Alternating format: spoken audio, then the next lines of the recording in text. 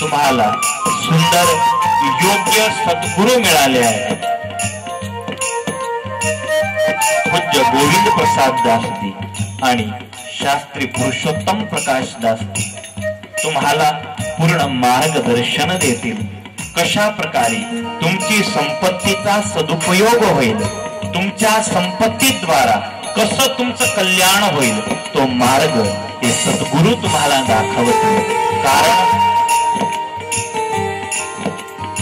हे ते सद्गुरु आहे ज्या सद्गुरूला तुमच्या सिंहासनामध्ये बसण्याची इच्छा नाही, स्वतःचा फोटो देण्याची इच्छा नाही. हे सद्गुरु मात्र तुम्हाला भगवान देते, सिर्फ भगवान. स्वामीनारायण संप्रदायाचा मत आणि स्वामीनारायण संप्रदाय हा व्यक्ती पूजेचा विरोधी आहे. तुमच्या सिंहासनामध्ये कोणीही व्यक्तीचा फोटो असला म्हणजे आमचं तोंड बिघडतं. आमची मान्यता अशी आहे की सिंहासनामध्ये मात्र भगवान आणि भगवंताचे अवतारच पाहिजे. बाकी सबका स्थान आपके सिंहासन के बाहर. गुरु जर सिंहासनामध्ये आला तर शक्य आहे आपला मोक्ष बिघडू शकतो, आपला रस्ता बदलू शकतो. कभी कभी हम भटक जाते हैं. गुरु आपल्याला भगवंताची ओळख करवतो. गुरु असं नाही म्हणू शकता की तू माझं नाव घे, मी तुला मोक्ष गती देईन. ऐसा नहीं. गुरु ऐसे ही कहेंगे, नारायण का नाम लो, भगवान का नाम लो. अपने में जोड़े वो असंत है और भगवान में जोड़े वो संत है. ये संत की सीधी साधी व्याख्या आहे. जो स्वतः मध्ये जोडतो त्याला असंत म्हटलं आहे. तुकाराम, एकनाथ हे सर्व समर्थ आणि शक्तिशाली होते. ते स्वयं भगवान होऊ शकतील अशी सामर्थ्य होती आणि असे ऐश्वर्यवान होते. पण त्यांनी ओळख विठ्ठलची करवली. विठ्ठल विठ्ठल करो कल्याण होगा, विठ्ठल विठ्ठल करो कल्याण होगा. सत्य की नाव ठेवतिया सद्गुरु, सत्य की नाव ठेवतिया सद्गुरु. भवसागर कर आयो, आयो जी मैंने भवसागर कर आयो, आयो जी मैंने राम रतन आयो, आयो जी मैंने राम रतन आयो. संत रविदास ने मीराला उपदेश दिला आहे. बेटे मीरा, या मेवाड प्रदेशामध्ये भगवान कृष्णाचे अनेक मंदिर जीर्ण झाले आहे. त्या जीर्ण मंदिरांचा तू जीर्णोद्धार कर. मीराबाई स्वयं विधवा आहे. गृह त्याग करण्याचा संकल्प आहे मीराबाईचा. मुझे घर छोडना आहे. मीराबाईनं नक्की केलं आहे, माझ्याजवळ जे संपत्ती आहे ते सर्व संपत्ती, माझी सर्व कमाई मी या मंदिराच्या जीर्णोद्धाराला लावू. मेवाडमध्ये गावोगावी मीराबाई यांनी मंदिराचे जीर्णोद्धार केले आहे. लोग म्हणतात मीराबाई कंगाल हो जाओगी. नहीं, भगवान पाने के लिए जा रही हूं. एक फुटी कोडी भी नहीं चाहिए मुझे. मीराबाईनं मेवाड सोडलं. या दिवशी मीराबाई जवळ 1 रुपया सुद्धा नव्हता. एक राजराणी भिक्षुक हालत मध्ये मेवाडचा त्याग केला होता आणि स्वतःची संपत्ती देव मंदिराच्या निर्माणासाठी आणि जीर्णोद्धारासाठी वापरली होती. आज पण चित्तोडला तुम्ही जा, सुंदर नव्य भव्य शामळियाचं मंदिर आहे. प्रसिद्ध सांवरिया का मंदिर भी राजस्थान में. मीरा रे प्रभु गिरिधर नागर मीरा रे प्रभु गिरिधर नागर मीरा रे प्रभु गिरिधर नागर मीरा रे प्रभु गिरिधर नागर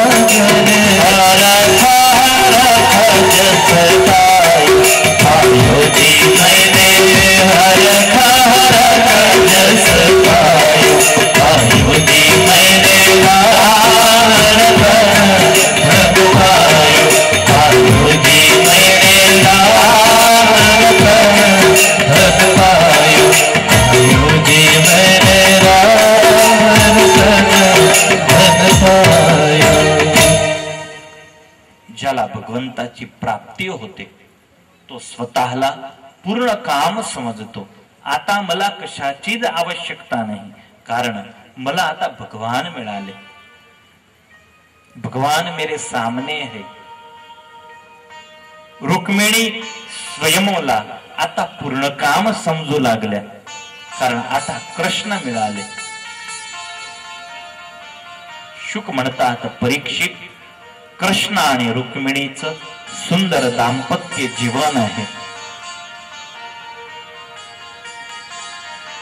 कधी कधी त्या दाम्पत्य जीवनामध्ये कलह पण व्हायचा, पण तो कलह प्रणय कलह होता। बिना झगड़े का दाम्पत्य जीवन मधुर नहीं लगता। मधुर दाम्पत्य जीवन में झगड़े आवश्यक है, प्रणय कलह आवश्यक आहे।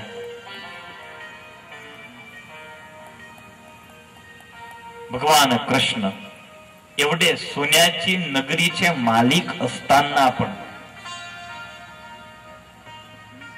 रुक्मिणीला टाइम देत आणि रुक्मिणीशी गोष्ट करायला त्यांच्याजवळ वेळ होती। शांततेने संध्याकाळी दोघी बसत दिवसभराची गोष्टी तिथे व्हायची, एक दुसऱ्याच्या सुख दुःखाची चर्चा तिथे करत। याला मधुर सुखी दाम्पत्य म्हटलं आहे। पैसा आहे म्हणून तुम्ही सुखी आहे असं नाही, दोघी सुंदर आहे म्हणून सुखी आहे असं पण नाही। संसार त्याचाच सुखी आहे ज्या संसारामध्ये एक दुसऱ्याला तुम्ही टाइम देऊ शकतात। पैसा आहे पण एक दुसऱ्याजवळ बसण्याची वेळ नाही, तर काय करायचं त्या पैशाला?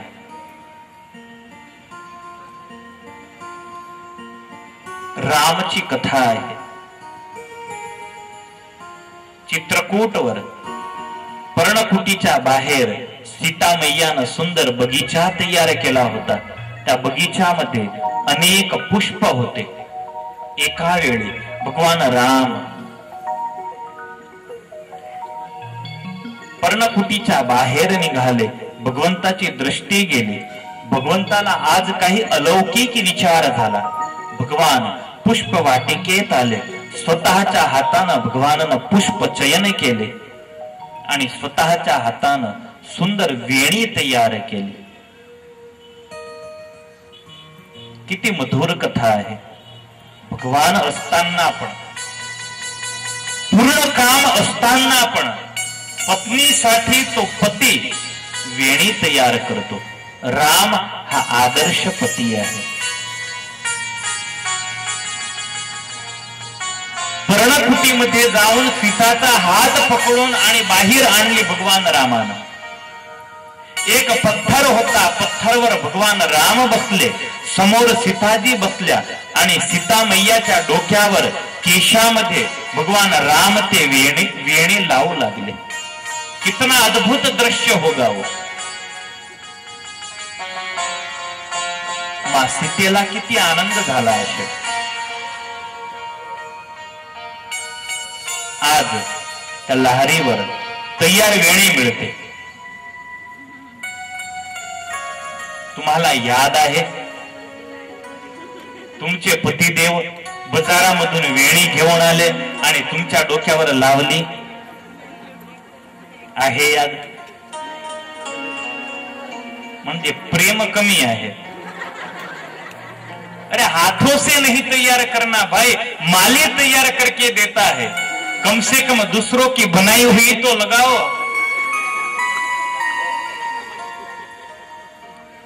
सुखी मधुर दाम्पत्य भगवान श्रीकृष्ण नारायणचं होत. हिंडोळा खाटवर बसत रुक्मिणी सोबत भगवान जेवण करायला बसत.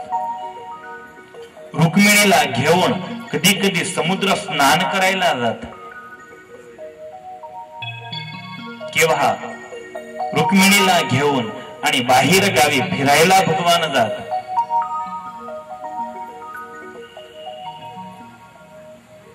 आज जिथे आपलं गडपूर आहे, जिथे गोपीनाथजी महाराज आहे, हे गडपूर गाव भगवान कृष्णची क्रीडाभूमी होती. गडपूरला घेला नदी आहे. आजचे मोठे मोठे धनिक लोक स्वतःचे फार्म हाऊस तयार करतात. भगवान कृष्णाचं फार्म हाऊस हे गडपूर गाव होतं. तिथे घेला नदी आहे. त्या घेला नदीमध्ये अनेक वेळा कृष्ण आणि रुक्मिणी भगवान कृष्णाची अष्टपटराणी यांनी स्नान केलं होतं. बडा अद्भुत सुंदर दाम्पत्य था. या दाम्पत्यामुळे भगवान कृष्णाच्या घरी पुत्र जन्म झाला आहे. पुत्राचं नाव आहे प्रद्युम्न. द्वारिकाची प्रजा खुश झाली आहे, आनंदित झाली आहे, कारण कृष्णाच्या घरी हा प्रथम पुत्र झाला आहे. पुत्र जन्मला 6 दिवस झाले आणि 6व्या रोजी रात्रीच्या वेळी पारण्यामध्ये त्या मुलाला झोपवलं होतं. रात्रीच्या वेळी एक राक्षस आला आणि त्या मुलाचं, त्या बाळाचं अपहरण केलं आहे.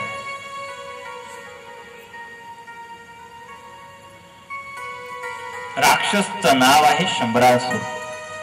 त्याला शाप होता की कृष्णाच्या प्रथम पुत्राच्या हाती तुझा मृत्यू आहे. म्हणून या लहान बाळाचं अपहरण केलं होतं. त्या 6 दिवसाच्या बाळाला राज्यामध्ये आला आणि नदीमध्ये फेकला आहे. त्या नदीमध्ये एक मोठं मत्स्य होतं, ते गळून गेलं आहे. एक शिकारीच्या हातामध्ये ते माछली आली, तिला चिरलं तर मधून तो लहान बाळ निघाला, जिवंत होता. आणि तो जो मत्स्य या शंभरासुराच्या रसोई घरामध्ये आला.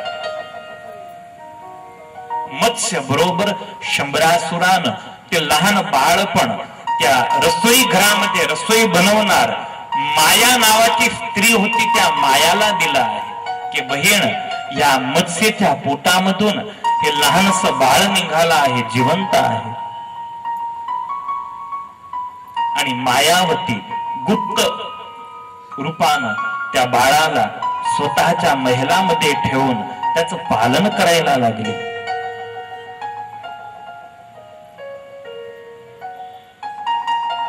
त्या लहान मुलाला पाहून आणि मायावतीला अति आकर्षण व्हायचं. त्या लहान मुलाशी मायावतीला प्रेम झाला आहे.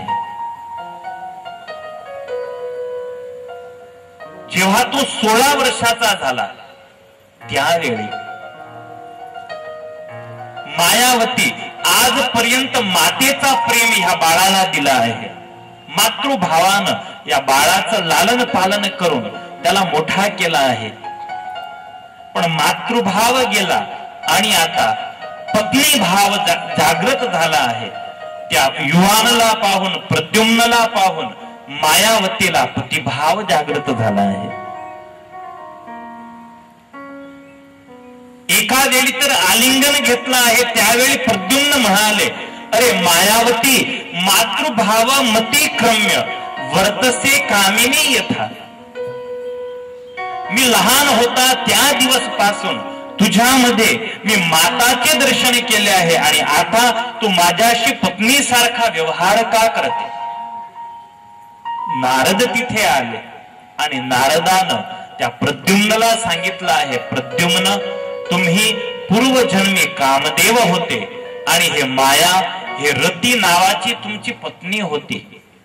भगवान शिवचा आशीर्वाद रतीला होता, त्यामुळे तुमचा हा पुनर्जन्म झाला आहे.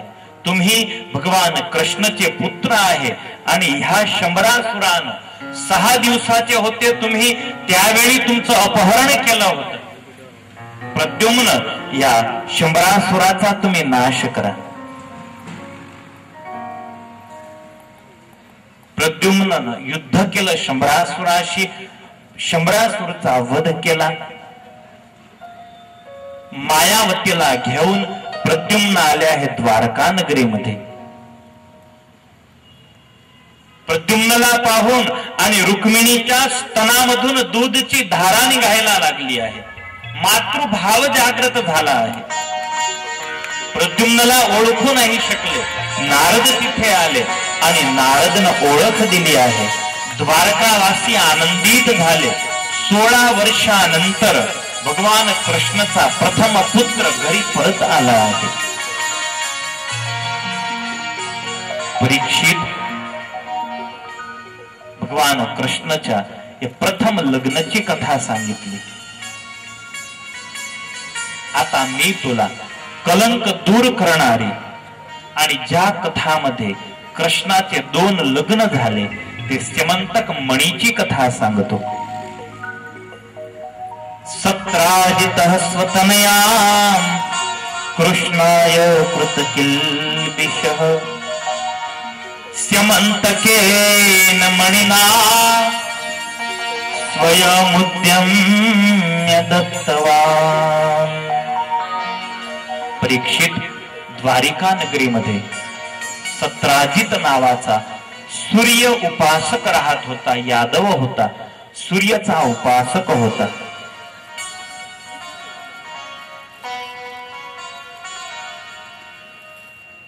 आणि ह्या सत्राजितची कन्या आहे सत्यभामा. सुंदर होती आणि अभिमानी पण तेवढीच होती.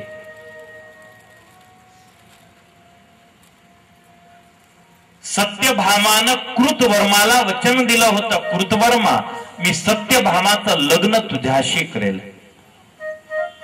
सत्यभामा हे कृतवर्माची वाग्दत्ता होती. सत्राजित हा सूर्य उपासक होता. भगवान सूर्य सत्राजितावर प्रसन्न झाले आणि एक मणी दिला आहे सत्राजितला.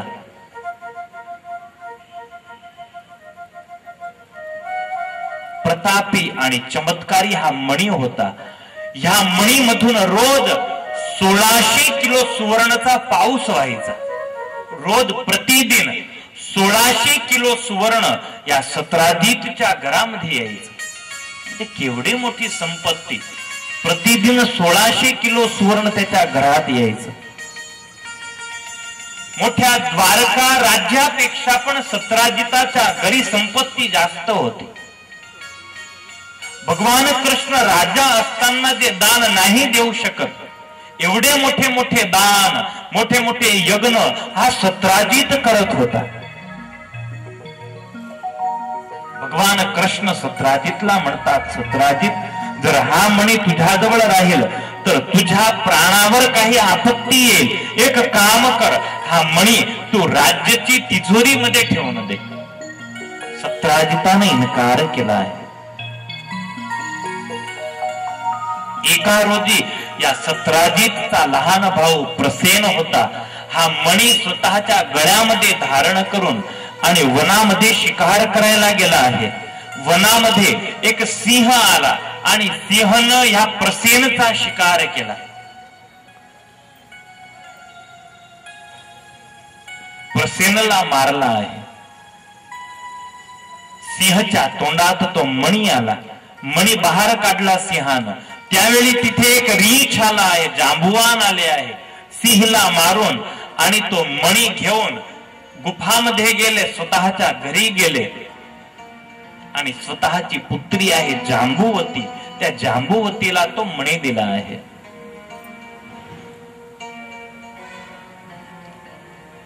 इकडे संध्याकाळ झाली. प्रसेन घरी नाही आला. सत्राजित चिंतित झाला. माझा भाऊ कुठे गेला, माझा भाऊ कुठे गेला, शोध केले. दुसऱ्या दिवशी पण प्रसेन नाही आला. तिसऱ्या दिवशी सत्राजितानं राजमध्ये फरियाद दाखल केली आहे. भगवान कृष्णासमोर या कृष्णानं माझ्या भाऊचा वध केला. कृष्णाची नजर माझ्या स्यमंतक मणीवर होती आणि माझ्या भाऊच्या गळ्यामध्ये तो मणी होता. कृष्णानंच माझ्या भाऊचा वध केला आहे. भगवान कृष्ण तर बिलकुल अज्ञात होते या घटनापासून. कृष्णावर कलंक लागला आहे. भगवान कृष्णाला कलंक मिळालं. लोक म्हणू लागले, कृष्ण तुम्ही एवढे मोठे लोभी, एक मणीसाठी तुम्ही ना प्रसेनचा वध केला, प्रसेनची हत्या केली. आणि हे कलंक दूर करण्यासाठी भगवान कृष्ण सात्यकी वगैरे यादवांना घेऊन आणि प्रसेनची शोध करायला वनात आले आहे. तर वनामध्ये प्रसेनचा मृतदेह मिळाला. थोडक्यात सिंहाचा मृतदेह मिळाला आणि तिथे जांबुवंताच्या पायाचे निशाण दिसले. जांबुवंतच्या गुफापर्यंत भगवान पोहोचले. विशाळ गुफा होती. भगवान कृष्ण म्हणाले, त्या गुफामध्ये जर आपण सर्व घुसून गेले आणि जर गुफामध्ये राक्षस वगैरे असले तर सर्वांचा नाश होईल. मी एकटाच गुफामध्ये जातो.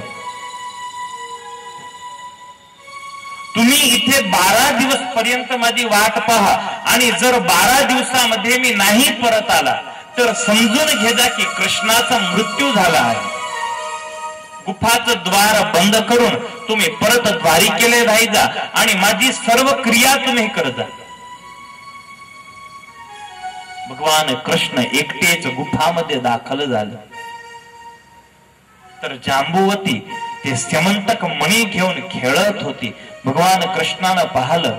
जांबुवतीची दृष्टी गेली कृष्णाकडे. प्रथम वेळा कोणी मानवला पाहिलं होतं. जांबुवती भयभीत झाली. जोरानं आवाज दिला.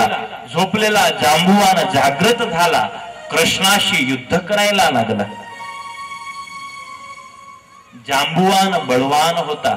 भगवान कृष्णाशी युद्ध केलं. 1 दिवस, 2 दिवस, 3 दिवस, 12 दिवस झाले. भगवान कृष्ण पण थकले आहे. बाहेर उभेले सात्यकी वगैरेने विचार केला. 12 दिवस पूर्ण झाले. अवश्य कृष्णाचं मृत्यू झालं. गुफाचं द्वार एक मोठ्या पत्थरद्वारा बंद करून सात्यकी वगैरे आले आहेत. द्वारका नगरीमध्ये समाचार प्रसरले की भगवान कृष्णाचं मृत्यू झालं. भगवान कृष्णाची सर्व काही क्रिया पण करून टाकली. 13व्याची क्रिया पण केली. लाडू पण बनवले आणि लाडू पण खाऊन गेले. कितने पक्के थे. 28 दिवस पर्यंत युद्ध चाललं आणि 28व्या दिवशी जांबुवंतला ज्ञान झालं की माझ्या समोर जो युद्ध करीत आहे हा सामान्य व्यक्ती नाही, हा माझा इष्टदेव राम आहे. हात जोडले जांबुवंतानं, वाह प्रभू वाह, तुम्ही राम आहे. भगवान कृष्णानं राम रूपामध्ये जांबुवानला दर्शन दिलं आहे. महाराज मी धन्य झाला आज. रुक्मिणीचा हात पकडून आणि भगवंतानं भगवान कृष्णाला दिला आहे. हा मोठा बडकार होता. कारण रुक्मिणी जांबुवती हे मानव जातीची न होती, एक पशु जातीची स्त्रीशी लग्न करायचं होतं. जांबुवती कुरूप होती, लेकिन देखिए भगवान की उदारता. प्यार से उसे जो अर्पण करो वो भगवान ले लेता है, स्वीकारता है. भगवंतानं कुरूप जांबुवतीचा स्वीकार केला. जांबुवती आणि स्यमंतक मणी घेऊन भगवान द्वारकेला परत आले. बराबर 13वं चालू आहे. जेवण पंक्ती बसलेली आहे. चुरम्याचे लाडू खात होते. आणि तिथे कृष्ण आणि जांबुवती पोहोचले. यादव सर्व क्षोभित झाले. अरे रे रे रे, कृष्ण तो आ गए, कृष्ण जिंदा आहे, कृष्ण जीवित आहे, कृष्ण जीवित आहे. द्वारिकेमध्ये पुन्हा आनंद झाला आहे. भगवान कृष्णानं त्वरित राजसभा बोलवली. तो समंतक मणी दिला. सर्व हकीकत सांगितली की माझ्यावर सत्राजितानं खोटं कलंक लावलं होतं. मी चोर नाही किंवा मी हत्यारा पण नाही. समंतक मणी परत सत्राजितला दिला आहे. राणी रुक्मिणी उदार होत्या. रुक्मिणी राणी यांना जांबुवतीशी फार प्रेम होता. लहान बहीण म्हणून आणि जांबुवतीचं स्वागत केलं आहे. भगवान श्रीकृष्ण नारायणाचं दुसरं लग्न जांबुवतीशी झालं आहे. सत्राजितला विचार झाला की कृष्ण सारख्या बळवान मनुष्यावर, पुरुषावर मी आरोप ठेवला होता. कृष्ण विसरणार नाही आणि कधी ना कधी कृष्ण अवश्य बदला घेईल. कृष्णशी दुश्मनावट चांगली नाही. म्हणून सत्राजित स्वतनयाम कृष्णाय कृत किल्बिषः, या कृष्णाशी मी संबंध बांधतो. सत्राजितानं सत्यभामा आणि समंतक मणी भगवान कृष्णाला अर्पण केला आहे. महाराज, माझी भूल चूक झाली. माझी सत्यभामाचा तुम्ही स्वीकार करा आणि हा समंतक मणी पण तुम्ही घ्या. समंतक मणी सहर्ष परत केला आणि सत्यभामाचा प्रभूनं स्वीकार केला. भगवान कृष्णाची तिसऱ्या नंबरची राणी झाली आहे सत्यभामा.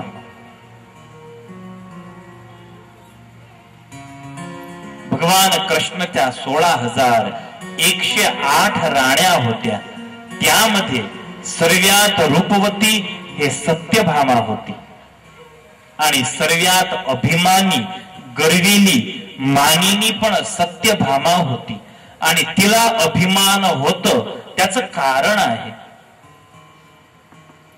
अरे, ज्या कन्याच्या बापाच्या घरी रोज 100 किलो सोनं यायचं, ते कन्या सासरवाडीमध्ये किती पावर करते. जिच्या घरी 100 बिघे जमीन असली ते पण 5 फूट उच्च चालते. माझ्या बापाच्या घरी 100 बिघे आहे. सत्यभामाला अभिमान आहे, माझ्या बापाच्या घरी रोजचं 100 किलो सोनं येत. द्वारिका नगरीपेक्षा पण जास्ती सोनं आमच्या घरी आहे. अभिमानी होती आणि त्यामध्ये रूपवान होती, म्हणजे मानिनी होती.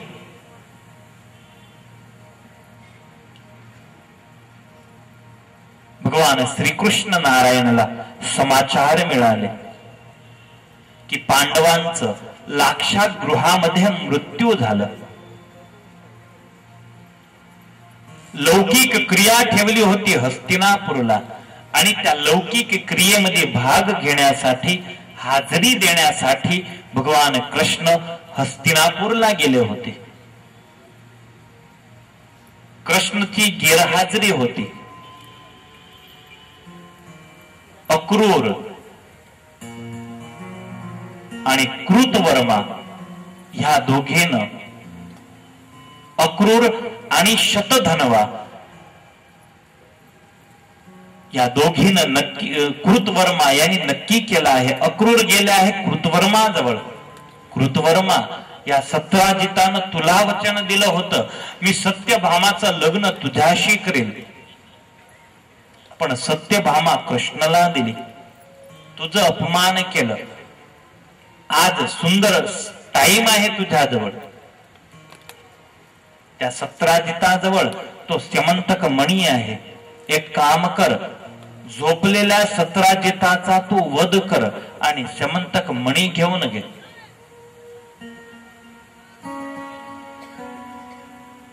कृतवर्मा म्हणाला, अक्रूर, जर सत्राजिताचा वध केला तर कृष्ण मला सोडणार नाही. अक्रूर अक्रूर म्हणाले, मी आहे इथे, तू कशाला चिंता करतो?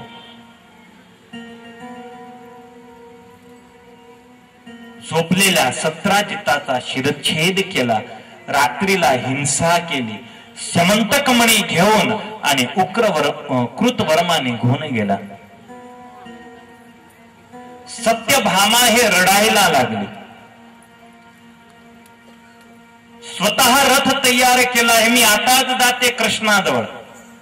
रुक्मिणी म्हणाली, पण देवी तुम्ही सारथीला घ्या. नाही, मैं खुद रथ चला के जाऊंगी. स्वतः रथ घेऊन आणि द्वारिकेहून ती हस्तिनापूरला यायला निघाली आहे. द्वारका म्हणजे गुजरात, हस्तिनापूर म्हणजे दिल्ली, काही जवळ नव्हतं. पण तिची हिंमत तुम्ही पहा. द्वारिकेहून रथ घेऊन एकटीच हस्तिनापूरला गेली. भगवान कृष्ण आश्चर्यचकित झाले, देवी तुम्ही इथे? हा महाराज, माझे पिता सत्रादितचा वध केला कृतवर्मान. भगवान कृष्ण सत्यभामाला घेऊन आणि परत द्वारिकेला आले. तपास केली. देवी तुम्ही चिंता नको करा, मी कृतवर्माला अवश्य सजा देईल. कृतवर्मा गेला आहे अक्रूर जवळ. अक्रूर तो कृष्ण आता मला सजा द्यायला तयार झाला आहे, तुम्ही माझी रक्षा करा.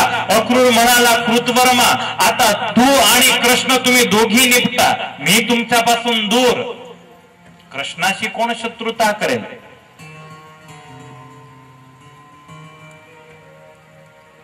कृतवर्माला वाटलं की आता जर समंतक मणी माझ्याजवळ राहिला तर कृष्ण अवश्य वध करतील.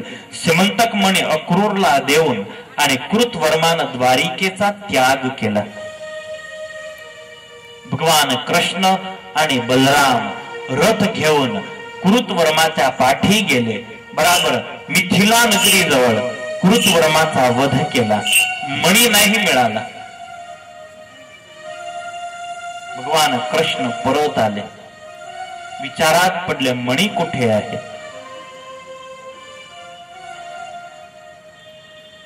एक दूतानं समाचार दिले, महाराज काही दिवसापासून अक्रूर दिसत नाही.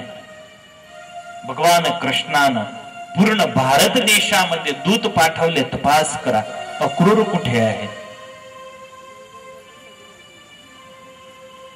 काशीला गेलेला दूत परत आला आणि कृष्णाला समाचार दिले, महाराज अक्रूर काशीला आहे आणि तिथे मोठे मोठे राजासारखे यज्ञ करतात. काशी नरेश पेक्षा पण जास्ती संपत्ती अक्रूर जवळ आहे. भगवान को पता चला तर जरूर समंतक मणी अक्रूर जवळ आहे. जा अक्रूरला पकडून आणा. अक्रूरची धरपकड केली, काशीला आणले आहे द्वारिकेला. अक्रूरनं तो मणी कृष्णाला सुप्रत केला आहे. भगवान कृष्णानं तो मणी द्वारिकेच्या राज्य कोशामध्ये ठेवला आहे. शुक म्हणतात, परीक्षित भगवान कृष्णाला पण कलंकित करणारी हे समंतक मणीची कथा मी तुम्हाला सांगितली. ज्याच्या जीवनामध्ये काही कलंक लागेल असलं तो जीवात्मा जर समंतक मणीची कथेचं श्रवण भावानं करतो, श्रद्धेनं करतो तर लागलेलं कलंक दूर होतं आणि तो जीव निष्कलंकी होतो. भगवान कृष्णाचे 3 लग्न झाले. कहा जाता है खुदा देता है, छप्पर फाड़ के देता है. भगवंतानं जांबुवतीला रूप नाही दिलं होतं, पण जांबुवतीच्या पोटी जो पुत्र झाला भगवान कृष्णापेक्षा पण सुंदर, नाव आहे सांब. इतका सुंदर होता, इतका सुंदर होता, स्त्री सारखीच कोमलता होती सांब जवळ. त्याच्या आईच्या भागाचं रूप भगवंतानं तिच्या मुलाला दिला आहे. सुंदर सांबचा जन्म झाला आहे. त्यानंतर भगवंताच्या दुसऱ्या 5 लग्नांची कथा भगवान श्रीकृष्ण नारायण खांडव दहनसाठी पांडवांची सहाय करण्याला इंद्रप्रस्थ आले होते. अर्जुन आणि कृष्ण फिरायला निघाले होते. यमुना नदीच्या किनारी एक सुंदर युवतीला पाहून अर्जुनला पाठवला आहे. अर्जुन पूछतो सही कौन है, ते किती सुंदर आहे. अर्जुन गेले त्या युवतीजवळ आणि प्रश्न केला, तू कोण आहे? त्या युवतीनं जवाब दिला, अहम देवस्य सवितुः दुहिता पतिमिच्छति विष्णुर्वरेण्यं वरदं तपः परममास्थितम्.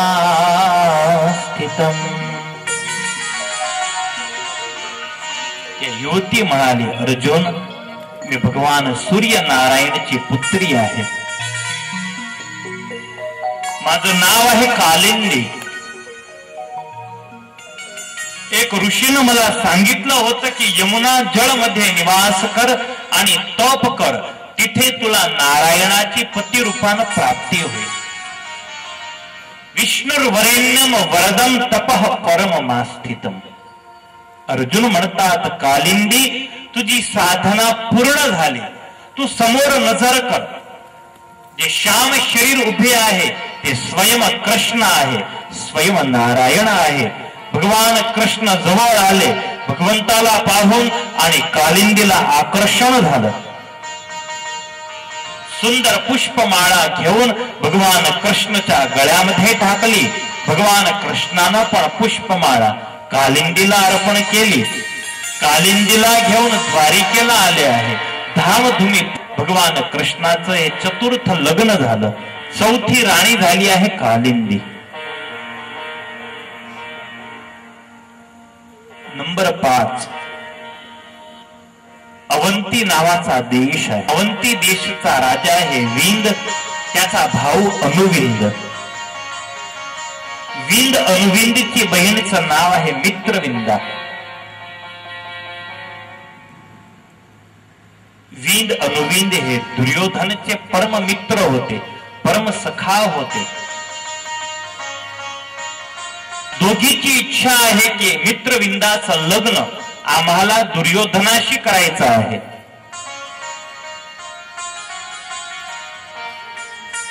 मित्रविंदाला ते आग्रह करत की तुझं लग्न दुर्योधनाशी करायचं आहे. मित्रविंदानं स्वयंवराचा आग्रह केला.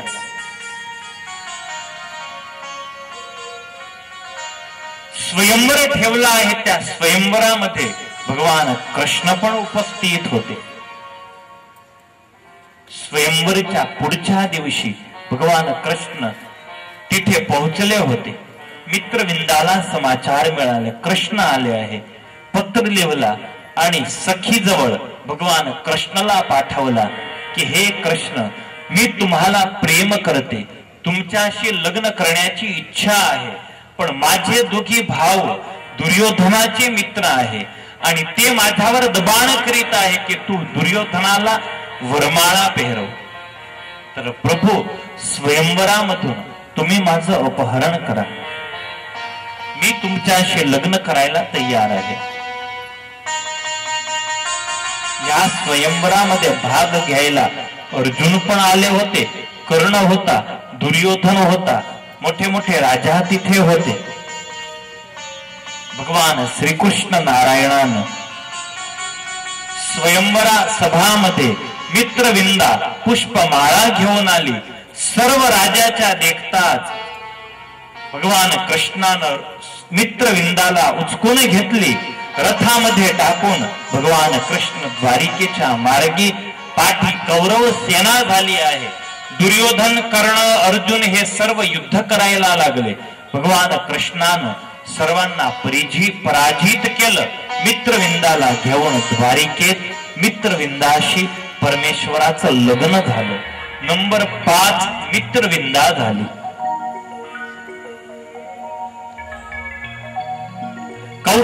कौशल नरेश महाराज नग्नजीत. नग्नजीतची पुत्री आहे सत्या. भगवान कृष्णपेक्षा पण वय मध्ये हे तिकडे मोठी होती.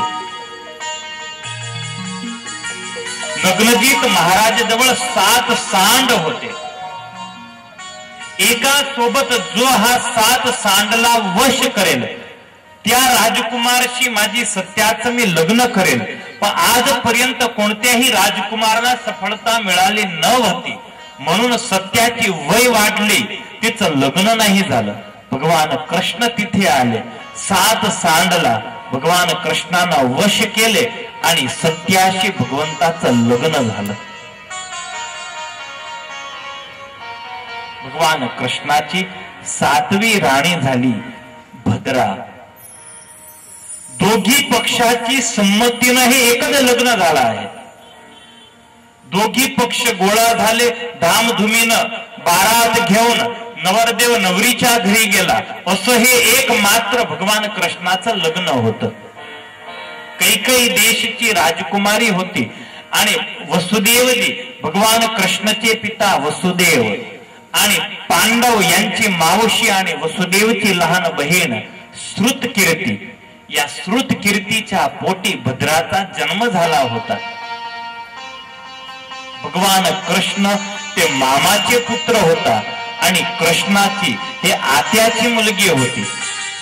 पण भद्रा ते आकर्षित होती कृष्णाकडे.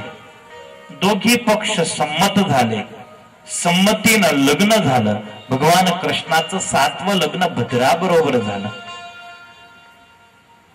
8व्या नंबरची राजकुमारी आहे लक्ष्मणा.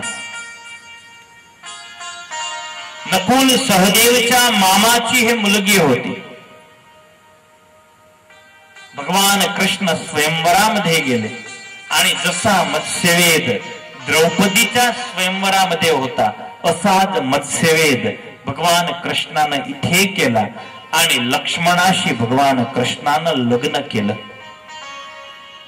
परीक्षित हे भगवान कृष्णाची 8 पटराणी होती. या 8 पटराणी बरोबर भगवान कृष्ण सुखी होते.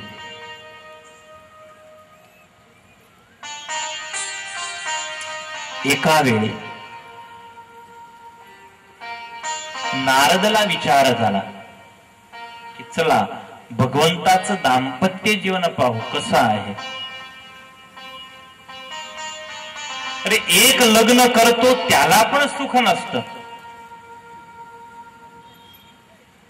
बिचारा दुखी दुखी दुखी राहतो.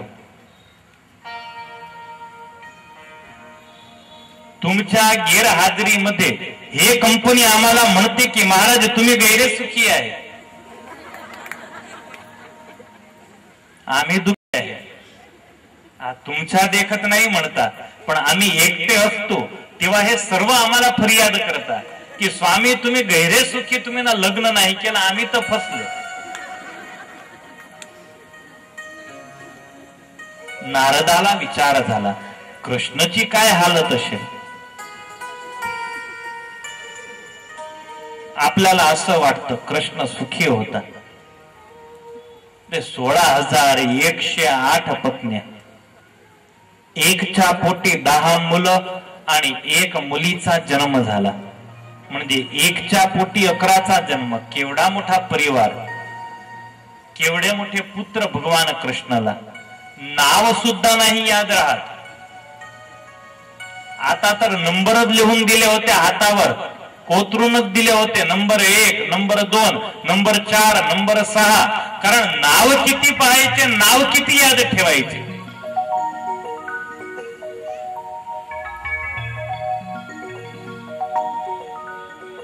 कपड्याचं चड्डीचं माप घ्यायला जो ये, पहिल्या नंबरचं माप घेता घेता घेता शेवटपर्यंत पोहोचे, तोपर्यंत 5 वर्षाचा समय व्यतीत होऊन जाईल.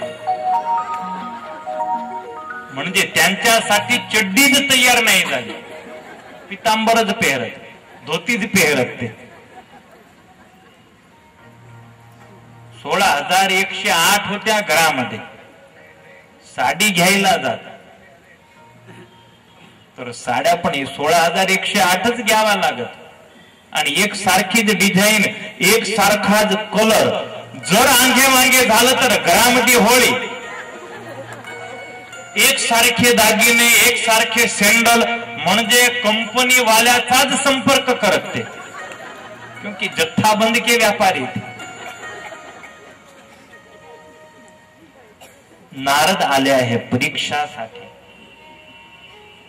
समाचार मिळाले की कृष्ण तर स्नानासाठी अष्टपटराणीला घेऊन आणि समुद्र किनारी गेले आहे.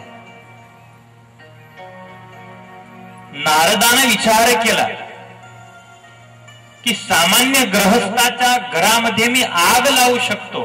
चला आज मी पाहतो की माझ्यामध्ये शक्ती आहे का भगवंताच्या घरामध्ये आग लावण्याची. आज तर कृष्णाच्या घरामध्ये आग लावायची आहे. एक पारिजातचं फूल घेऊन आणि नारद गेले आहेत द्वारिकेला. समाचार मिळाले भगवान समुद्र किनारी आहे. तर समुद्र किनारी आले. आंघोळ संपली. भगवान कृष्ण बाहेर निघाले. एक शिलावर, एक पत्थरावर भगवान विराजमान झाले. सर्वात प्रथम रुक्मिणी निघाल्या. आंघोळ करीसन आल्या होत्या. भगवान कृष्ण जवळ जमीनवर बसले आहे. नारद तिथे गेले, भगवंताला वंदना केली आणि पारिजातचं पुष्प भगवंताला अर्पण केलं आहे. नारद निघून गेले तिथून.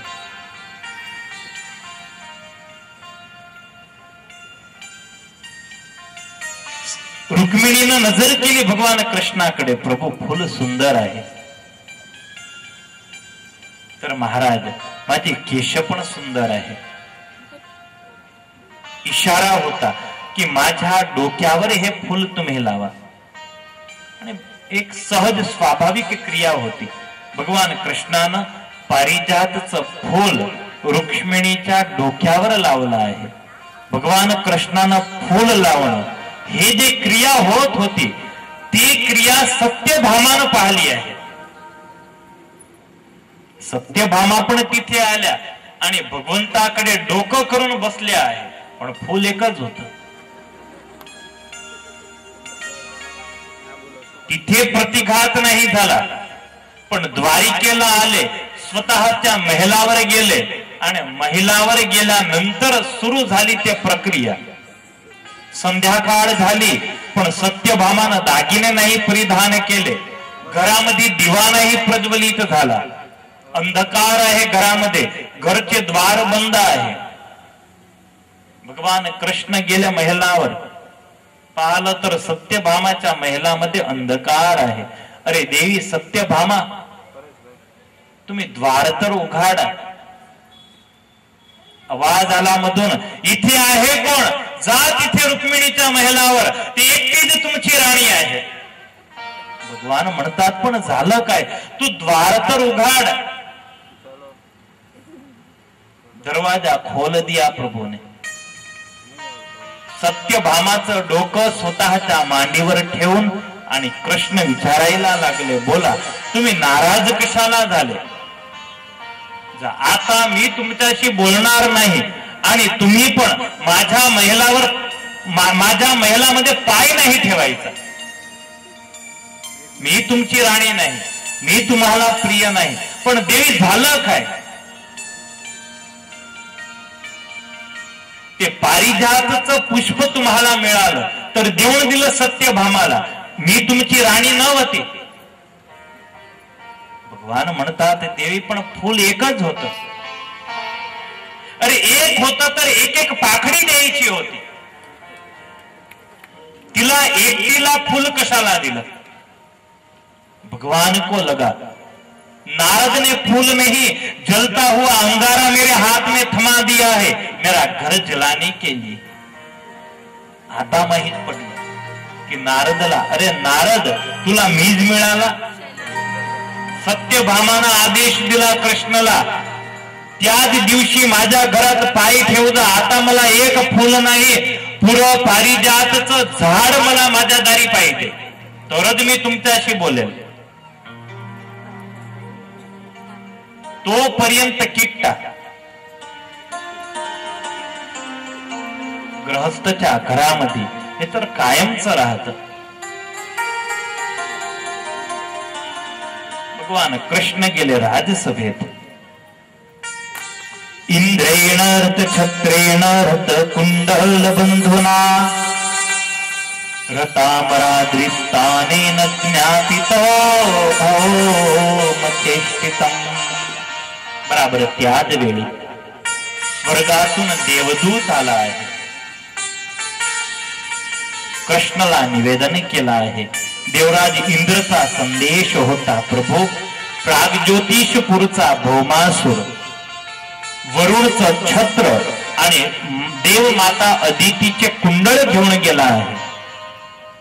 तर त्याचा वध करा आणि आमचे छत्र आणि कुंडळ आम्हाला परत करा. भगवान श्रीकृष्ण नारायणानं विचार केला, चला मी भौमासूरचा वध करण्यासाठी जातो. या भौमासूरच्या केदमध्ये 16,100 कन्या केद होत्या. त्याला जिथे पण सुंदर स्त्री दिसली, मानव जाती, नाग जाती, गंधर्व जाती, देव जाती, ते ऋषीमुनीची असो, देवची असो, ऋषीची असो, सामान्य मानवची असो, कोणाचीही कन्या त्याला दिसली, त्या सुंदर कन्याला स्वतःच्या महिलामध्ये घेऊन यायचं. 16,100 कन्या त्यानं तिथे गोळा केल्या होत्या. त्यांच्यावर त्यांचं शारीरिक शोषण तिथे तो करे. अति दुःखी होत्या. त्यांचा कोणी रक्षक नव्हता. भगवान कृष्णावर पत्र लिहिलं आहे, प्रभू, आम्ही ऐकलं आहे की तुम्ही शरणागत वत्सल आहे. महाराज, आम्ही तुमच्या शरणी आले आहे. आमचा कोणी आधार नाही. प्रभू, तुम्ही आमची रक्षा करा. या पापीचा नाश करा आणि आमची रक्षा करा. त्यांचा आर्तनाद भगवान कृष्ण पर्यंत पोहोचला. भगवानानं विचार केला, चला मी भौमासूरचा वध करतो. या 16,100 कन्याची मुक्ती होईल. देवमाता अदितीचं कुंडळ पण मिळेल आणि वरुणचं छत्र पण मिळेल. आणि ते परत करण्यासाठी मी स्वतः स्वर्गामध्ये जाईल आणि तिथे पारिजातचं वृक्ष आहे, तर वृक्ष पण घेऊन येईल. म्हणजे सत्यभामा पण राजी होईल. सत्यभामाला घेतलं आहे भगवंतानं.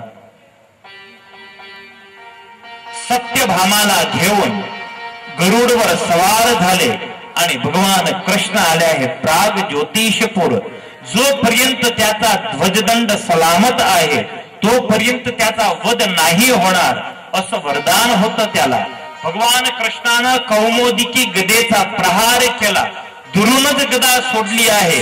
गदाच्या प्रहारामुळे त्याचा ध्वजदंड आहे तो तुटून गेला. भौमासूर बाहेर निघाला. 5 तोंड आहे भौमासुराला.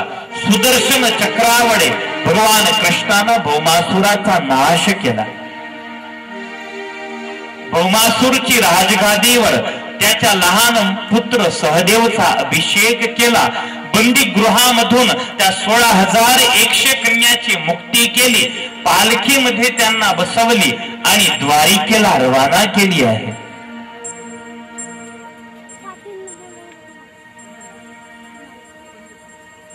भगवान कृष्ण देवमाता अदितीचे कुंडळ आणि वरुणचं छत्र घेऊन गरुडवर बसून स्वर्ग लोकामध्ये आले.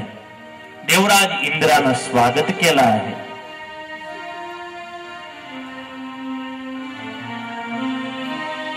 भगवान कृष्णानं कुंडळ आणि छत्र अर्पण केले. पारिजातचं वृक्ष भगवान कृष्णानं प्रेमानं मागलं आहे. देवराज, माझी इच्छा आहे, मला हे पारिजात वृक्ष पाहिजे आहे.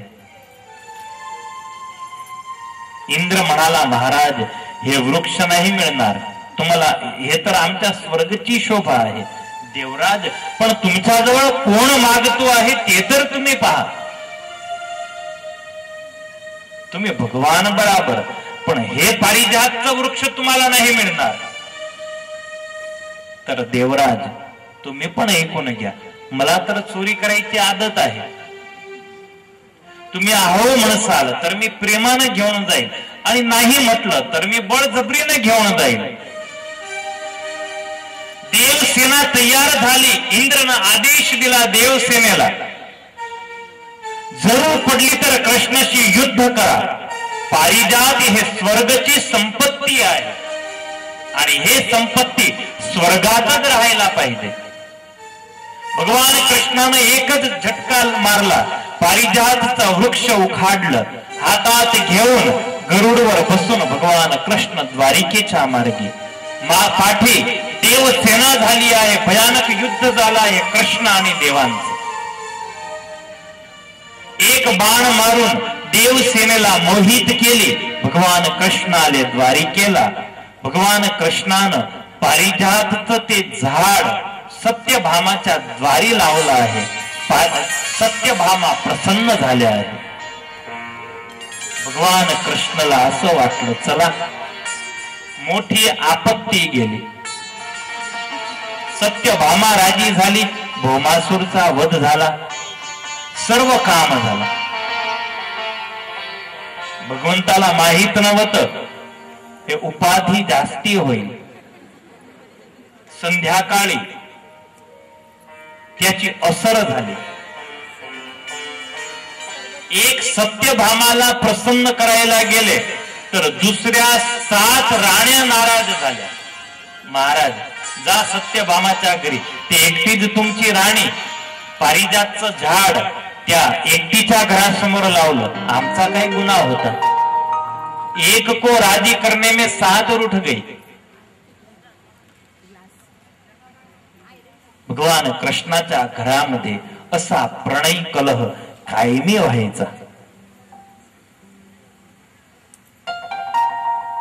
शुकदेवजी महाराज म्हणतात, परीक्षित भगवान श्रीकृष्ण नारायणानं 16,100 कन्याशी लग्न केलं. आता संख्या झाली आहे 16,108.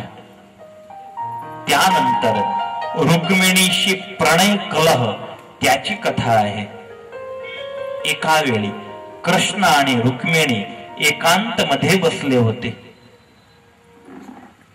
हसी मजाक चालू होती. भगवान कृष्ण म्हणतात, रुक्मिणी काय पाहून आमच्याशी लग्न केलं तुम्ही ना? आम्ही शूरवीर पण नाही. वचन ऐकून तुम्ही आमच्यामध्ये मोहित झाले. पण देवी खरोखर आमच्यापेक्षा पण शिशुपाल सुंदर होता. हे वचन ऐकताच रुक्मिणी बेहोश झाली. बेभान झाले. राजवैद्य आले तिथे पळत. रोहिणी आल्या, देवकी आल्या, कृष्णाला ठपका दिला. वारीला असं काय सांगितलं तू ना? ते बेहोश झाले. भगवान कृष्ण एका कोपऱ्यामध्ये उभे राहिले. विचारात पडले. मी हिच्यावर नाही क्रोधित झाला नाही असं काही तिला सांगितलं. राजवैद्य आले. रुक्मिणी भान मध्ये आले. भगवान कृष्ण पलंगजवळ येऊन आणि रुक्मिणीला म्हणाले, देवी हम तो मजाक करते थे. आम्हाला माहित आहे तुमचा प्रेम कसा आहे. जसा तुम्ही आम्हाला प्रेम करता बस असाच आम्हाला पण तुमच्याशी प्रेम आहे. एवं सौरत संलापैर भगवान जगदीश्वर स्वरतोरमयारे में नरलोकम विडंबय. परीक्षित ह्याप्रमाणे मानव देह धारण करून आनंद विनोद करत परमेश्वर द्वारका नगरीमध्ये निवास करीत होते. त्यानंतरची कथा आहे रुक्मिणी पुत्र प्रद्युम्नच्या दुसऱ्या लग्नाची कथा. प्रद्युम्नचं एक लग्न झालं आहे मायावतीशी, ज्या मायावती, आणि दुसरं लग्न झालं आहे रुक्मी, म्हणजे रुक्मिणीचा भाऊ रुक्मी. या रुक्मीची मुलगी आहे रुक्मावती. मामाच्या मुलीशी दुसरं लग्न झालं आहे प्रद्युम्नाचं. रुक्मावतीशी लग्न झालं आणि रुक्मावतीच्या पोटी अनिरुद्धाचा जन्म झाला. अनिरुद्ध हा शक्तिशाली होता. पिता प्रद्युम्न आणि आजोबा कृष्ण सारखाच तो पराक्रमी होता, प्रतापी होता. या अनिरुद्धाचं लग्न रुक्मीची पौत्री म्हणजे रुक्मीचा पुत्र आणि त्याची पुत्री रोचना, त्या रोचनाशी झाला आहे. आणि त्या लग्न प्रसंगी एक दुर्घटना घडली होती. लग्न प्रसंगी यादव परिवार रुक्मीच्या भोजकट शहरामध्ये गेला आहे. भोजकटपूर मध्ये एकत्रित झालेले हे सर्व क्षत्रिय द्यूत क्रीडा करायला बसले होते. बलदेवजी महाराज हे जुगारचे शौकीन होते. रुक्मी, शिशुपाल हे सर्व बलदेवला घेऊन आणि द्यूत खेळत होते. त्यामध्ये रुक्मीनं कपट केलं. बळदेवजी जितत असताना पण तो बोलला की बळदेव तुम्ही हारले आहे.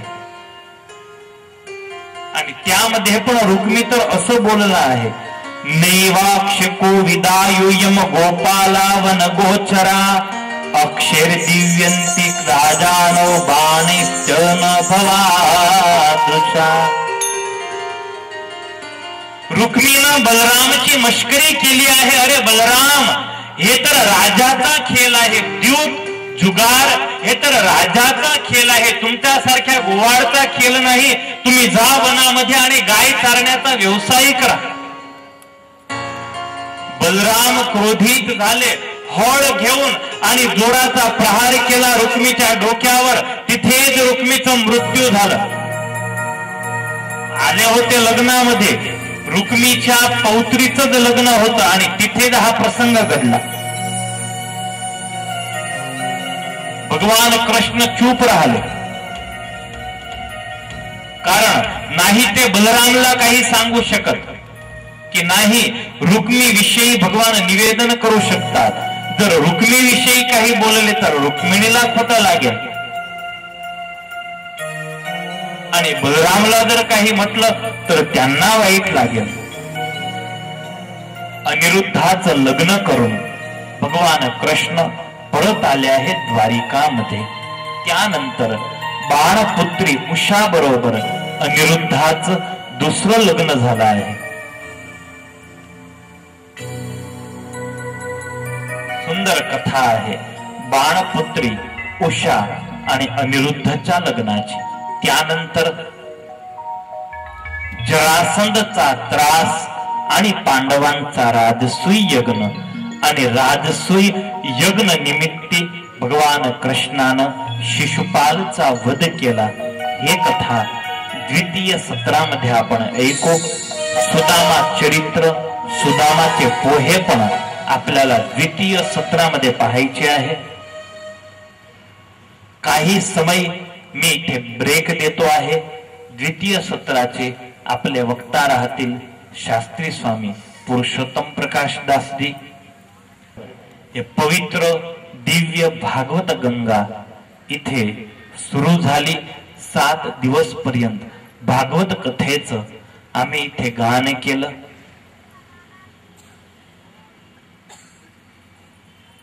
गुजरातीमध्ये, हिंदीमध्ये कथा असली तर जास्ती प्रॉब्लेम होत नाही, पण मराठी भाषा हे थोडी जड जाते. कारण ह्या भाषाची आम्हाला जास्ती आदत नसते. म्हणून काही आमची शब्दाची चूक झाली असली तर व्यासपीठावरून माझं हे अंतिम सेशन आहे, अंतिम सत्र आहे. जर काही भाषाकीय चूक झाली असली तर मी तुमचाच आहे, स्वतःचा समजून मला क्षमा करावी अशी सर्व भक्तांना माझी विनंती. सर्व भक्तांच्या हृदयामध्ये राहिलेले परमकृपालू परमेश्वर त्याच्या चरणी वंदना करून मी माझ्या शब्दांना या सत्राला इथे भगवत नाम संकीर्तन सह विराम करतो. स्वामी नारायण नारायण नारायण, स्वामी नारायण नारायण नारायण, स्वामी नारायण नारायण नारायण, स्वामी नारायण नारायण नारायण, स्वामी नारायण नारायण नारायण नारायण नारायण नारायण नारायण। स्वामी नारायण भगवान की जय, राधा कृष्ण देव की, लक्ष्मी नारायण देव की जय, पवन सुत हनुमान की जय। जय जय